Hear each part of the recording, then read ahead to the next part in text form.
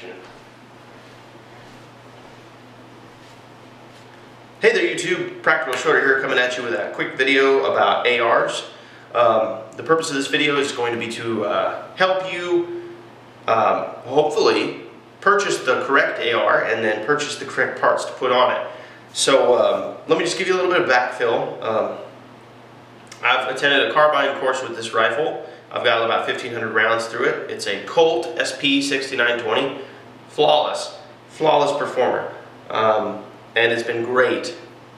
And I've got it set up the way I've got it set up to fire from about 100 yards and in. And the reason why is because, quite honestly, if I do ever have to shoot someone, it won't be past 100 yards. The reason is if they're past 100 yards, it's hard to say that they posed a threat to me. I don't know a jury in America that would say, oh yeah, well, he shot that guy 250 yards off because, you know, self-defense. So a lot of you guys out there who are thinking that you want a longer barrel because of velocity issues, that's something to think about. Obviously the shorter barrels may not reach the velocity that you're aiming for, but you know, the average AR comes with a 16-inch barrel, and to be completely honest, that's plenty. Most of your shots won't even reach 50 yards with an AR if you're just using it in any kind of self-defense capacity. I do believe the average distance that police use rifles and shotguns in is about 30 yards. Now, I mean, they're not setting these things up. I mean, that's just where it happens. So, 16-inch barrel is plenty.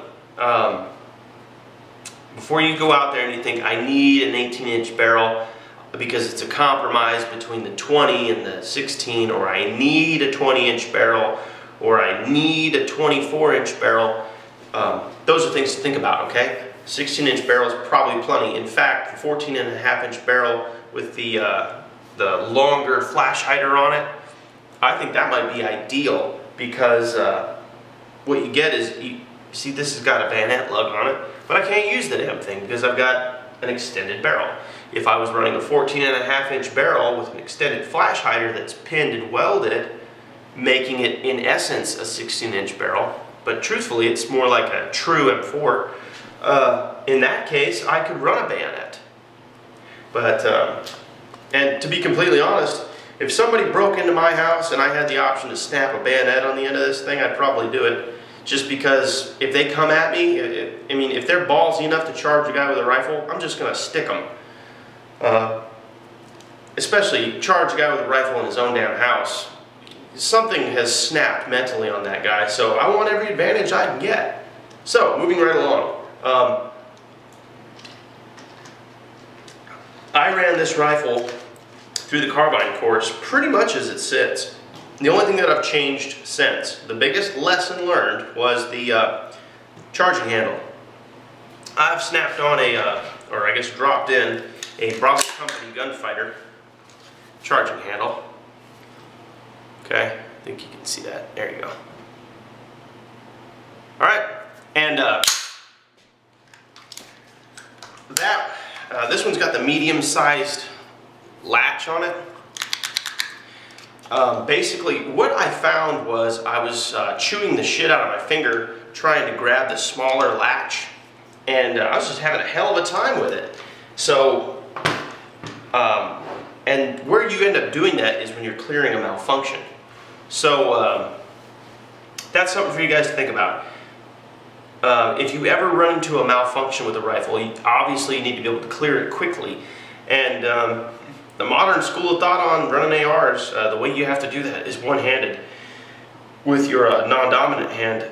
For most of us right-handed folks, I mean, that means you're using your left hand to run that charging handle, and hey man, the more purchase you can get on that, the better, for one.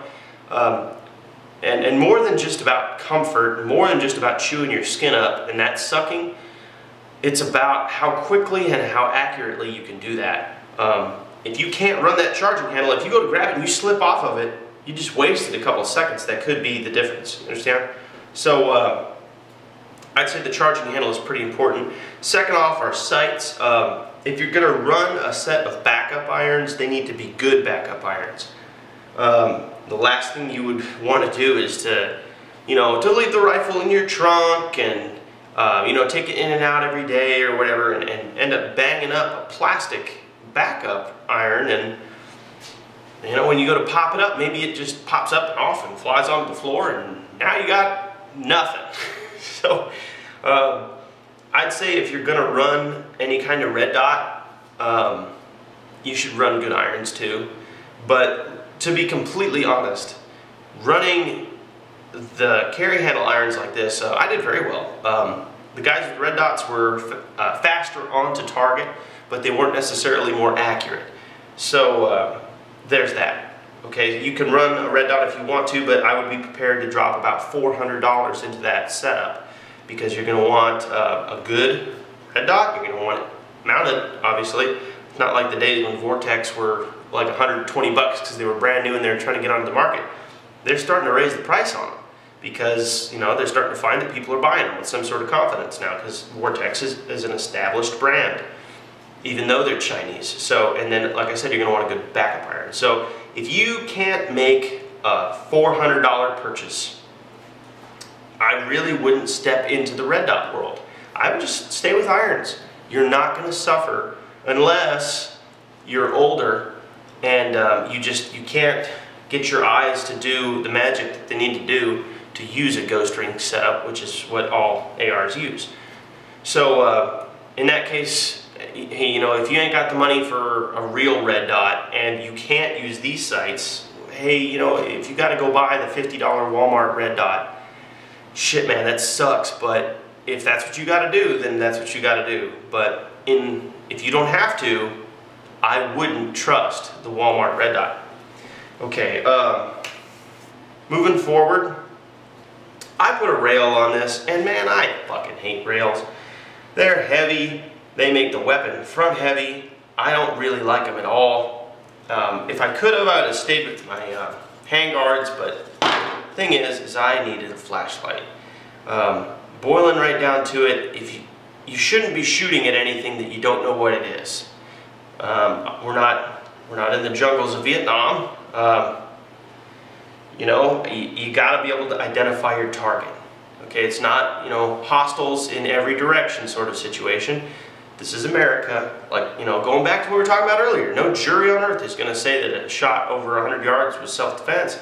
Well, again, if you put a bullet into somebody and it's not a bad guy, man, you just fucked up. So a flashlight is a must-have. Okay, the vertical foregrip, not a must-have. Not even fucking close. I put that on there and I thought, man, that's going to help me index my hand, and because you don't want to grab it and wrench down, because if you pull, you're going to pull your shots into that direction. It just happens. I don't know. I'm not a fucking doctor or a biometrics expert or a ballistician or whatever. I'm none of that shit. All I know is that what I've seen. And when a guy grabs a fucking pistol grip on the front of the weapon like that and pulls down on it, that's the direction his shots go. So, whatever. The way I use this is I run my hand flat underneath like this. Okay? That's how I do it. With my hand butting up against the stubby grip. That's why I have a stubby and not a full length, because I was just looking to butt my hand up against it. Okay, before you go saying that I'm going to burn myself, I didn't burn myself in a 1,000-round carbine course, so fuck off. Basically, I've got it set up like this so that I can index quickly and hit the flashlight. That's it. Alright? So, I mean, it fucking sucks that you have to go through what you got to go through just to have the damn flashlight on there, but I don't like the idea of mounting anything on the barrel. And other than that, the only other option that was out there were the mag poles. You've got their foregrips that they offer, and they've got slots in them that you can mount shit onto. That's a good, inexpensive option, but I wanted something metal, because again, if I beat the shit out of it, I want it to always last. That's why I only bought quality components, bought a quality rifle, because I plan on using this. I do use this. You know, I carry this weapon every day. It goes in and out of the house with me like a fucking briefcase. So, you know, that's the thing. It's like the red dot. If you can't afford a $400 investment in a good red dot, maybe you shouldn't do it at all. Don't buy cheap parts and, you know, get pissed off when they break and then buy more cheap parts when you could have just saved up and bought good parts and never had the shit break on you in the first place. All right, and something else. Whenever you're running from cover to cover and you hit a barricade, try not to shatter your fucking lens. Yeah, that sucks. So I'm gonna send that back to Surefire as a little gift and see what they say. That should be funny. Anyway, the last thing I wanted to touch on is that your rifle should probably have a sling. If you're planning on carrying the rifle out in the open for any length of time past, say, 30 seconds, this is a Blue Force Gear Vickers sling, okay? Really simple design. It's got a pull tab here, lengthen the sling, shorten the sling, okay? I like it, and the reason why I like it is because if I've got a rifle and I'm using it, which, you know, that's why I have it, and bangity bangity bangity bang, bad guy goes down. Well, shit. Now, if you know anything about shooting bad guys, they don't fall down because, ow, I'm dead, like Hollywood. They fall down because they lost blood pressure. Okay, that's usually why they, or, you know, you shattered their pelvis, in which case they're down. But if you shot them and they fell because they lost blood pressure, they can get back up, and probably will, because they're probably pissed off. They probably know they're about to die, and they're probably thinking, I'm going to take that fucker with me. So anyway, you're going to want to secure the person you just shot. So here's the thing. I don't want to set my rifle down next to me and have him grab it and shoot me with it. So I want it slung on my body. And I don't want it hitting me in the dick while I'm messing with him and dangling and flopping and all sorts of shit. So I don't really want a 1 point. And I sure as fuck don't want a 3 point. Whoever thought that up, man? Sadistic bastard. It's like a fucking tangled mess of ass. Anyway, the Vickers 2-point from Blue Force Gear is a good option because you extend the sling, you got the mobility that you need, you tighten it up, and it fits on your body nice and flush. You can sling it over your back, and it'll stay nice and tight, and you can deal with fuckface who you just shot. All right? And then the last thing is pistol grips. And I wanted to save this for last because it's kind of interesting. This is biometrics. The old A2 style pistol grips were made for shooting sideways. This is a Blue Force Gear, and it's made for shooting head on. A2, sideways, Blue Force Gear, head on. Or Bravo Company, I'm sorry. It's a Bravo Company pistol grip. Anyway, if you look, this has got the A2 style sweeps backwards a lot further than the Bravo Company one. This is, they call it like a reduced grip angle. Anyway, it's all about the difference between body armor, okay? If you're not running body armor, you probably don't need a